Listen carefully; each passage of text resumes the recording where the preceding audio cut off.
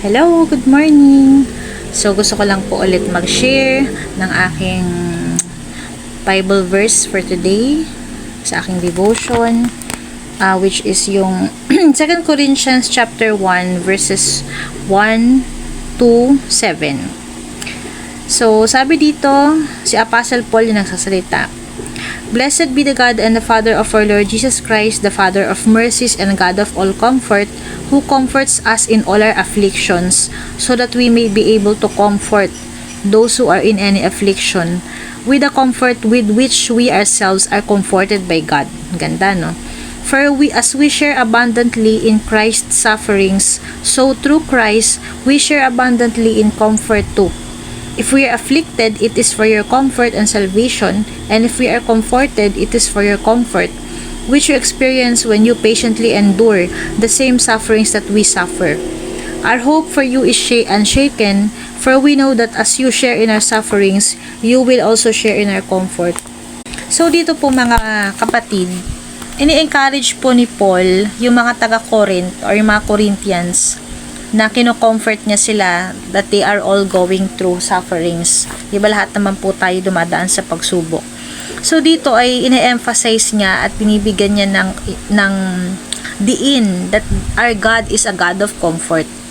Na ang Diyos na meron tayo ay na malaki ang malasakit sa atin at malaki ang concern at pagmamahal sa atin, na siya mismo ang nagko-comfort sa atin kapag tayo ay may mga pinagdadaan ng pagsubok or afflicted ka. Meaning, afflicted, you are in pain, you are suffering, ganyan.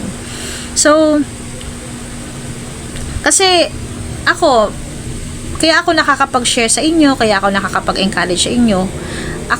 I have also been broken. I have also suffered a lot of pain. Nabi kong pinagdaanan. And it's sa pamamagitan ng comfort ni God at kanyang grace, faithfulness, and unconditional love na naranasan ko yung healing, yung comfort niya, yung pagpapalakas na ng loob ko, yung pagbabangon niya sa akin. Yun yung dahilan kung bakit ako nakakapag-share ng encouragement sa inyo ngayon. Although I'm still going through a lot of trials, the God that comforts me and encourages me, that makes me strong, and that keeps me standing firm, siya yung reason kung bakit patuloy akong nagiging matatag at nagbabahagi pa rin ng kabutihan niya sa iba, 'di ba? Kahit na may pinagdadaanan din ako. Kasi hindi natin mabibigay yung comfort na yon kung tayo mismo ay we didn't experience God's comfort first sa mga pinagdadaanan natin. First hand, diba? So yun, para bang you cannot give what you don't have. You cannot share Jesus if you don't have Jesus. You cannot share Jesus until you experience Him talaga. So, yun, parang ang ine-emphasize dito that we have a God who is concerned in every detail of our lives. He just wants us to come to Him, diba? Huwag tayong mahiyang lumapit, huwag tayong mag-hesitate to come to Him. Kasi nga, di ba minsan may mga pagkakataon na it's in those rock bottom moments that we are doon natin na-encounter si Lord. Minsan umaabot pa sa point, kailangan masubsob ka pa bago ka tumingala at lumapit kay Lord eh. Nagiging last resort or naging last option si God.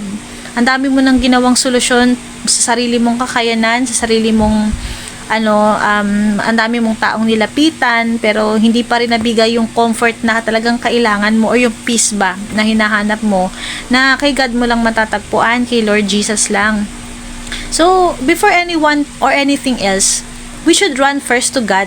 Kasi minsan, He is everything we need. He is the only one that we need talaga para maranasan natin yung talagang kapayapaan na hinahanap natin, yung kapahingahan, yung comfort that we need.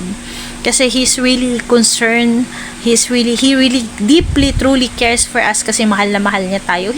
Namatay nga siya para sa atin eh. So, sariling buhay niya, inalay niya to save us. Hindi ba siya magiging concerned? Hindi ba siya nalulungkot sa mga although yes, inaalaw niya, it's for us to, because He wants us to know Him and to come to Him sa pamamagitan ng mga pinagdadaanan natin.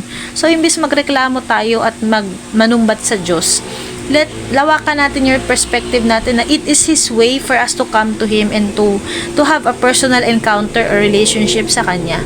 Kasi kung wala yung mga pagsubok, guys, hindi naman natin makikilala si Lord eh.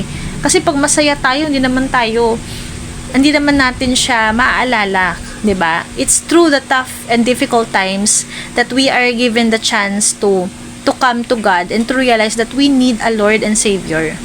So, napakagandang message to, and it's really a daily reminder for us to be strong in God because He is really the one that we ever needed. Nothing or no one, 'di ba? Walang makakapag-compensate dun sa pagmamahal at pagkabutihan ng Diyos, 'di ba, sa buhay natin. Siya lang talaga yung kailangan natin ngayon. So I pray that this verse has encouraged you and hope this blesses you. Thank you. God bless.